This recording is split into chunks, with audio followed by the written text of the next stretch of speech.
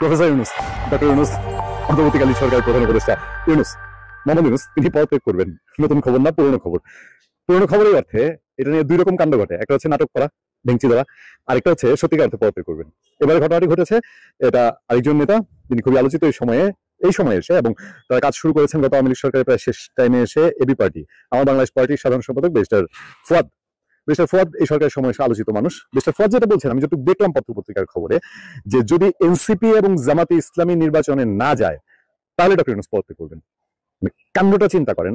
আমি ব্যারিস্টার ফুয়াদের কথায় গুরুত্ব দিই। হয়তো তিনি এটা অনুমান বা বিশ্লেষণ করে বলেছেন কিনা, কারণ দুটাই হতে পারে, যে যদি জামাতে ইসলামী বা এনসিপি ইলেকশন না করে তাহলে কি যে একটা কাণ্ড ঘটবে ইলেকশন নিয়ে, তো বুঝতে পেরেছেন। বিএনপি হয়তো সেরকম ওই আওয়ামী লীগ যে ট্রেন্ডের, বিএনপি তো তাই, ওই একতরফা তারা ক্ষমতায় যেতে পারলেই হয়। বিএনপি এর আগেও ট্রাই করেছে সেটা, 96 যদি এত আন্দোলন জমে না উঠতো, 15 ফেব্রুয়ারি নির্বাচন বিএনপি থেকে যেত, একতরফা নির্বাচন করার তারও অভ্যাস আছে, আওয়ামী লীগের অভ্যাস আছে।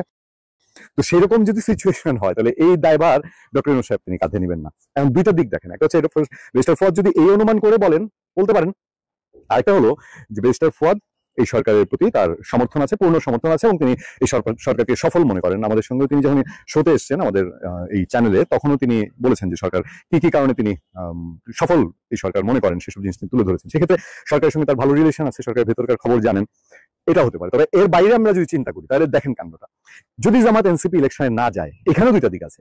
একটা হলো যে ডক্টর ইউনূসই হয়তো চান না যে জামাত এনসিপি না যাক, ফলে নির্বাচনটা বানচাল করার জন্য এটা একটা খেলা হতে পারে।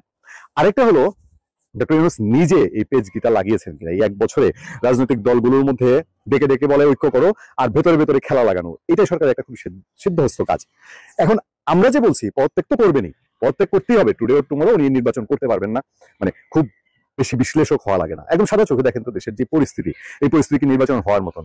পুলিশকে যে গভর্নমেন্ট একটা বছরে ঠিক করতে পারে নাই, সেই গভর্নমেন্ট আগামী 6 মাসে ঠিক করে ফেলবে, ইলেকশনের মধ্যে ঠিক করে, এবং দুর্বল পুলিশ বাহিনী দিয়ে বাংলাদেশের নির্বাচন সম্ভব, যতই আপনি সেনাবাহিনী বিজিপি লাগান।